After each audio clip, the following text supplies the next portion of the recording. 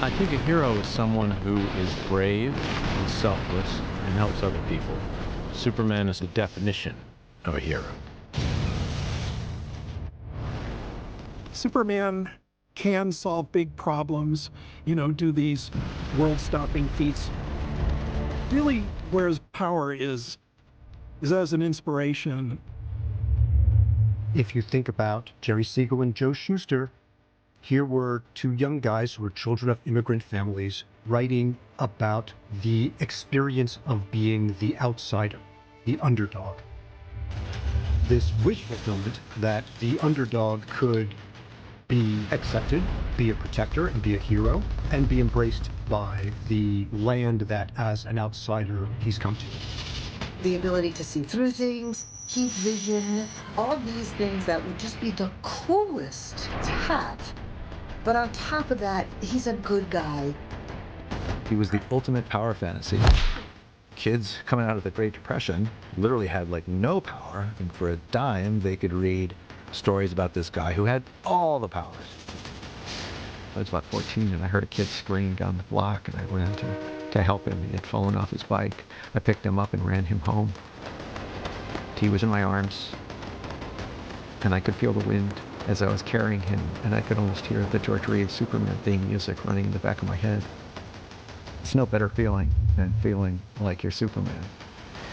The only thing better than that is when you're feeling like Superman to somebody else.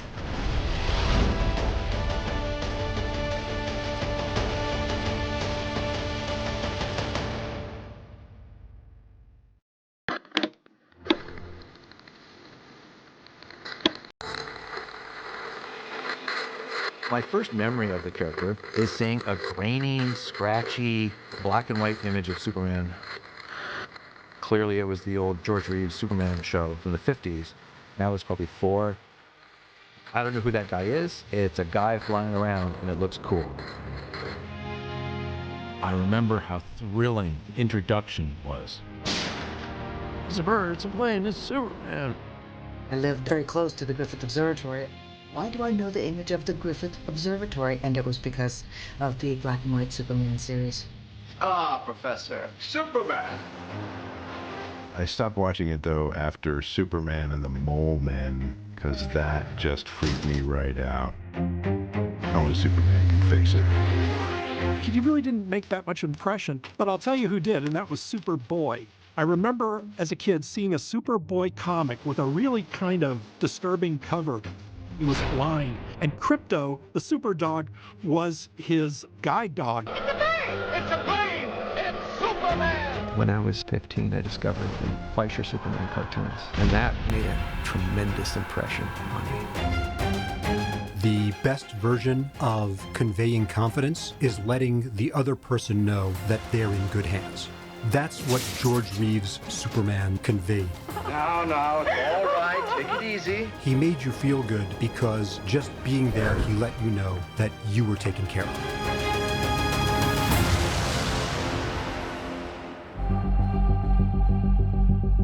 Me and some of the other creative people on the show would kind of, spitball ideas. Oh, what are we going to do next? What are we going to do after Batman's done? And of course, inevitably, you think, oh, well, there's Superman. I wasn't all too keen on the idea because A, it seemed really obvious, and B, I knew exactly from the minute, Gene McCurdy first said to me, Batman cartoon, I knew kind of like instantly what I wanted to do. Whereas with Superman, as much as I liked the character, I didn't really know exactly what I was going to do with him to make an animated series out of it. Warner Brothers Animation at this time, the 90s and early 2000s, in kids' TV animation, was an Emmy factory. All thanks to Gene McCurdy. They hired the best people they could get at the jobs and then let those people do their work.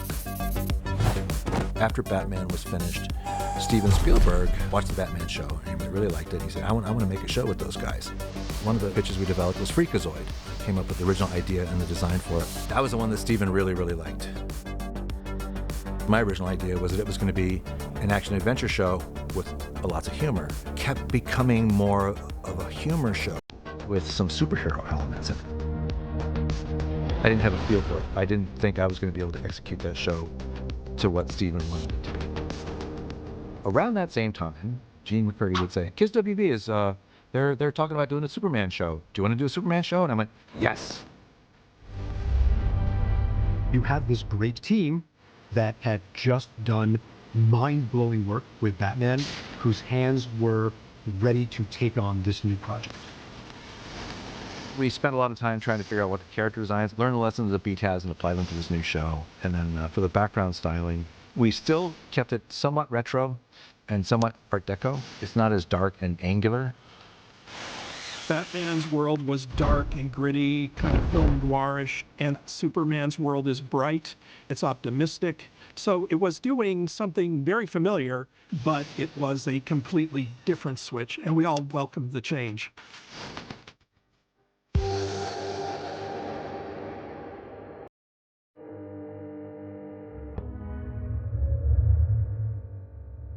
One of my own personal goals was to come up with a look of the show that was as distinctive as what we had done with Batman, but not exactly just the same look. There had been so many incarnations of Superman, and the idea of doing a new one was a very daunting experience for us. And there were people kind of waiting for us to fail, saying Batman has this depth, this psychology, brooding cloud over him, and Superman just isn't as interesting a character. Would we be able to make a good series from Superman? Initially, I did design the main cast. Brainiac was like the one villain that was even more period than Beataz. It looked great, but we thought, well, that's not enough of a visual break from Batman's world. A lot of back and forth, a lot of different stylistic things we tried. I got really stuck early on. It's like, I went back and looked at the original comics and I fell in love with the Joe Shuster style. So I did spend some time actually trying to bring the Schuster kind of stylistics to our animation style. The problem was that was also what the Fleischers had used for their big inspiration.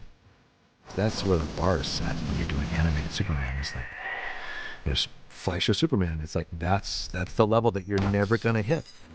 I knew early on that we weren't going to be able to use that as our goal. So whatever we came up with had to be unique on its own. But even you must realize it's hopeless. One of the great assets we had was in the tremendous creations of Jack Kirby. He was the defining creator of superheroes throughout most of the 20th century. Jack Kirby is obviously one of my artistic idols. You can tell by looking at almost all of my shows and in my comics work as well. He did have a very specific design approach to science fiction type stuff. And when the time comes, you and this primitive planet will swear allegiance to Darkseid. So we thought that would be kind of a neat way of spicing up the show, would be to bring in Darkseid and Fourth World characters. Once we brought Darkseid on screen as one of our main bad guys for the series, then of course all of the Kirby stuff just went off the charts. Welcome to Krypton. Inside Brainiac, there's Kirby Crackle, which represents his quote-unquote face when he's just the AI before he has a human body. Broadcast standards and practices, the network censors are always very sensitive to gunplay in children's programming. On the old Batman show, anytime we had one of the bad guys pull out a gun and start firing, blasting away. But in a lot of classic Jack Kirby comics, policemen had a tendency to not just wear, 38s in their holsters. They had like these kind of stylized weapons. That a fact. Well, get ready to shoot. It brought something a little bit new and a little bit fresh to our look. We spent a lot of time designing what Krypton looked like.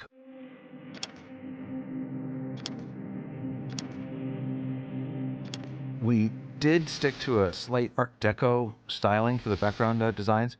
There's a whole other kind of sidebar branch of Art Deco that ended up calling it Ocean Liner Deco. Because there's a lot of ocean liner posters back in the 1920s and 30s that had this kind of really stylized, kind of rounded shapes with straight edges. I liked having all the different levels of roadways and things for Superman to fly past. A color palette that still had weight to it, authenticity to it. so that the show didn't look like a kid's cartoon, which I think is what people were worried that we were going to do.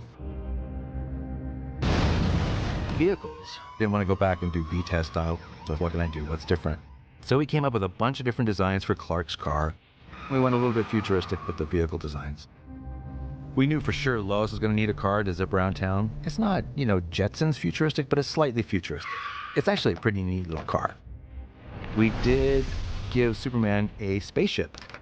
Pa Kent had it out in his barn. It survived the trip to Earth, and Superman fixed it up and used it to fly into outer space anytime he had to go out into outer space and have adventures. Superman to Star Labs. Can you read me? And to make that seem logical, also he's going to need a space suit. Bruce never rested. He would keep tweaking them and respond to fans and respond to his own artistic sensibility. There were very subtle things that happened as the show went on.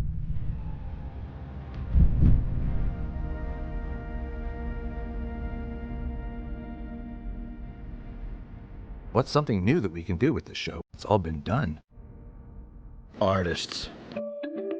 So we had to think bigger to come up with big challenges for Superman, while at the same time making him a little less powerful than he had been in other incarnations. What is that? Taking a cue from the Fleischers, if you see him struggle, you pull for him, and he's more believable. When I lost my balance and fell, suddenly this big blue angel with red wings came down and caught me. We did want this to stimulate thought and what would happen if, and if there were these superheroes in our lives, how would we deal with them if they showed up now? I remember thinking about the decades of work that had been done before. And I could only imagine the thousands of writers in Superman up until that point, and the honor of getting to contribute to this body of work. Yeah, Lane. We could really get into Lois Lane as a character. Clark as not just a one-beat reporter, but as a man who's made some choices in his life to live a certain way and help mankind. And there's a chance to broaden his world a little bit by bringing in Jonathan and Martha Kent to develop his relationship with his cousin Kara, who becomes Supergirl. You'd be surprised at what I can do. It really was a great chance to add a lot to his mythology and have a lot of fun with those characters. Hi, guys. I tended to get stories that dealt with more humorous situations with Superman, with contrasts. Lobo and Nixie, something where Superman is completely, almost powerless, but has to sort of outwit them and deal with it on a different level. Ah, nuts. Those were kind of fun episodes. My card. The idea that he came from another planet was there, and that he, worked as a reporter was there. Ken! My office, now! But all the other things that we look back as being so important to the Superman canon were added piecemeal over the years and in wildly different mediums. I took it on as part of my job just to educate myself and read every story that had been written about Superman. Part of what was really exciting here was to get to do our takes on these characters. Playtime is over.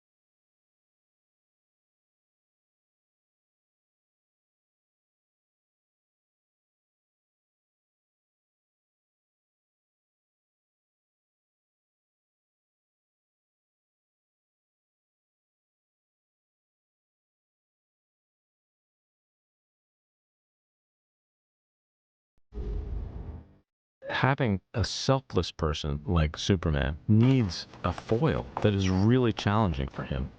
Lex is a megalomaniac, narcissist. A grateful president bestows heartfelt thanks on Metropolis's favorite son, Superman. The fact that he's not as adored as Superman gets under his skin. It's one of his flaws. There was always a great undercurrent of menace to him, where even if he's pleasant, you know, he can turn on a dime and tinge everything with a dark threat. Leave me and my operations alone, and I and my little green rock will leave you alone. When we were all in the room together, you got a sense of the characters that people were creating. That's where the drama is. The contrast between this heroic, good-looking guy and all the twisted, damaged characters that surrounded him. I can't name all the actors. There's so many of them, but they were fantastic.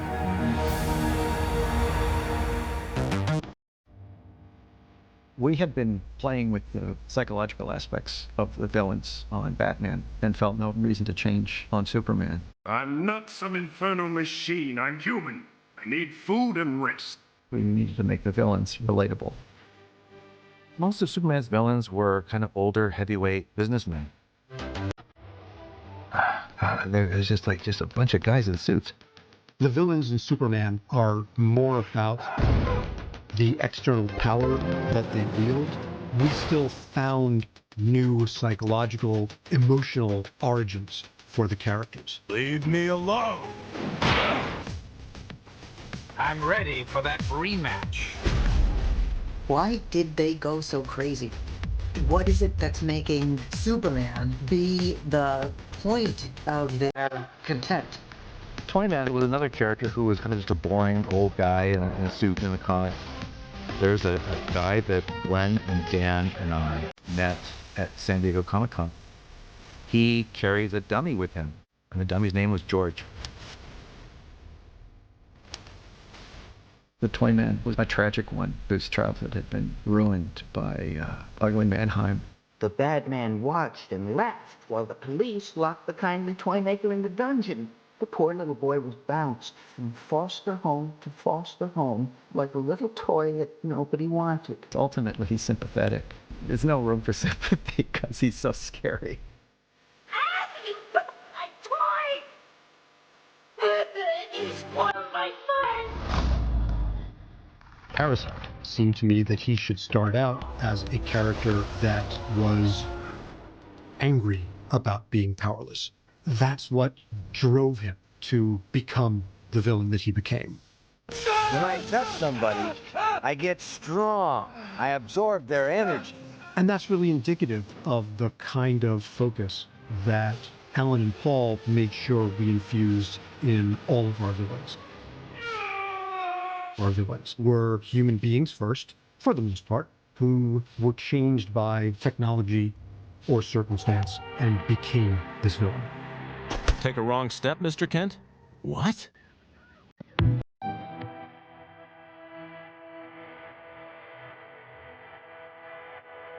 Bizarro is actually the most tragic of our characters, I think, for me. He was always kind of a buffoon and a clown in the comics. Your makeup's rubbing off. Being a flawed clone, he actually thinks he is Superman initially.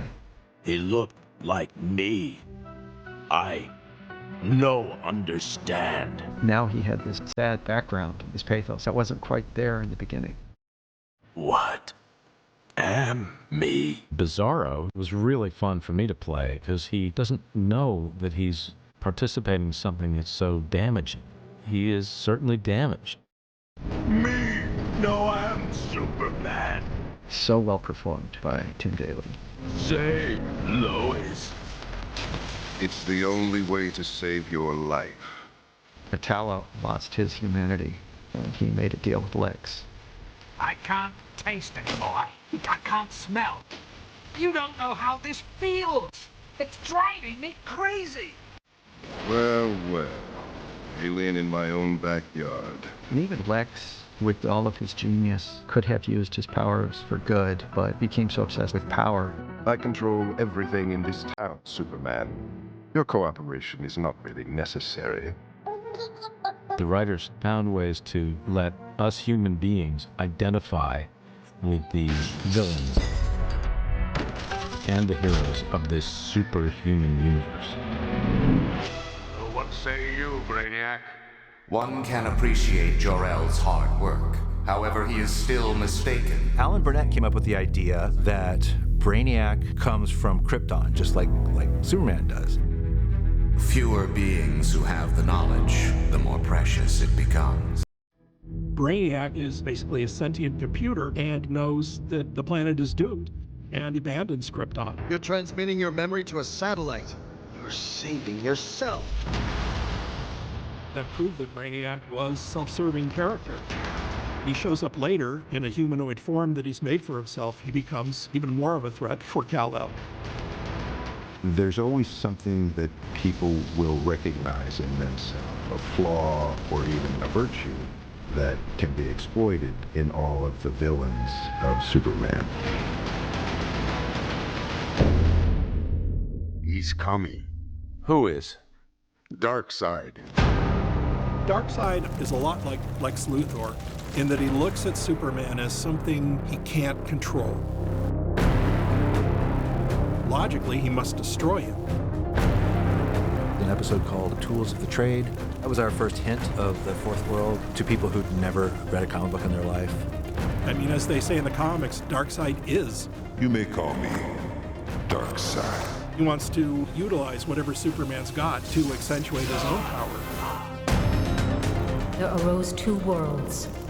Worlds as different as daylight and darkness. Darkseid really came into his own in a two-part episode called Apocalypse Now.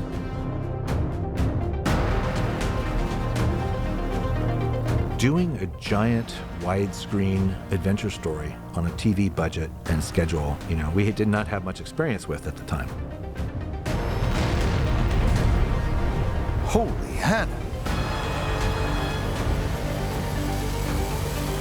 Darkseid comes to Earth and he's going to create burn holes in the Earth and turn Earth into a sister planet of his planet, Apocalypse. This was literally a planetary invasion. There's a great scene in Apocalypse Now. It's in part 2. It's inspired by a scene in the Bible. Lucifer's on top of this mountaintop with Jesus and he says, hey, everything down there, all of that can be yours. I was always struck by that scene. Well, I said, well, let's put that in the show. The power you have now, it's nothing compared with what I'm offering you. You know I can't do that. Pity. Since Kirby created him, the character kind of stuck around and became ultimately one of the biggest and baddest and most important villains in the DC universe. If you won't be my knight, you will be my pawn. When it came time to cast him, Ironside's name came up and he came in and he was just awesome. Savor your moment of triumph, Superman. But remember, victory has its price. When we first started on the show was when we heard that Jack Kirby had died, and as a crew, we went to his funeral. When we came back, Bruce designed Dan Turpin to be Jack Kirby. This is our world, Ugly. You won't get it without a fight. When we had decided to zap Dan in Apocalypse Now Part 2, we dedicated the show to him. Go on, you mangy buzzards, and don't come back.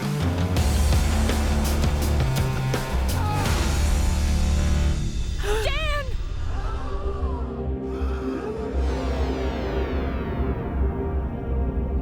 And we gave Turpin Kirby's funeral. In the end, the world didn't really need a Superman. Just a brave one. So that was a very meaningful moment for all of us.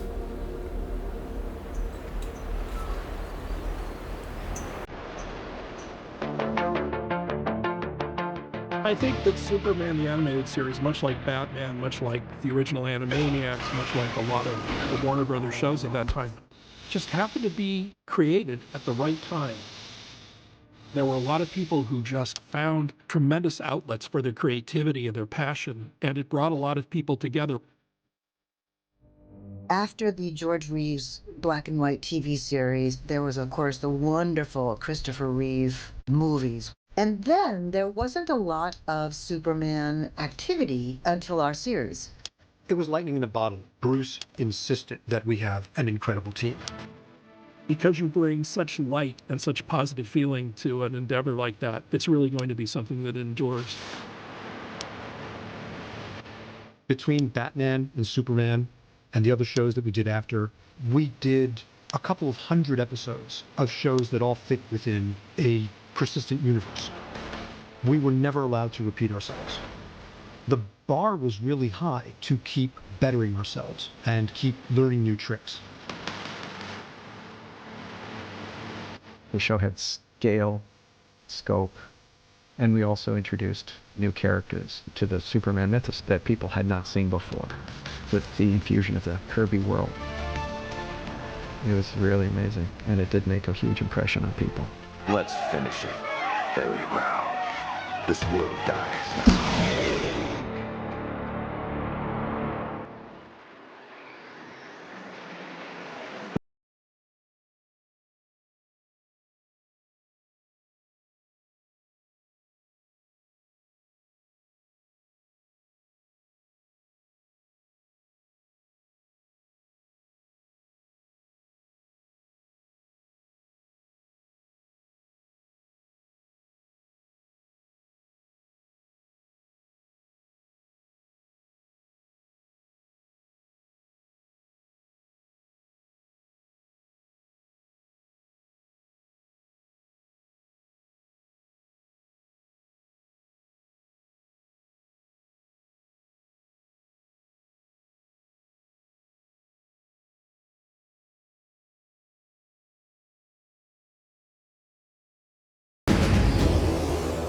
I think he taps into some subconscious well of the human experience.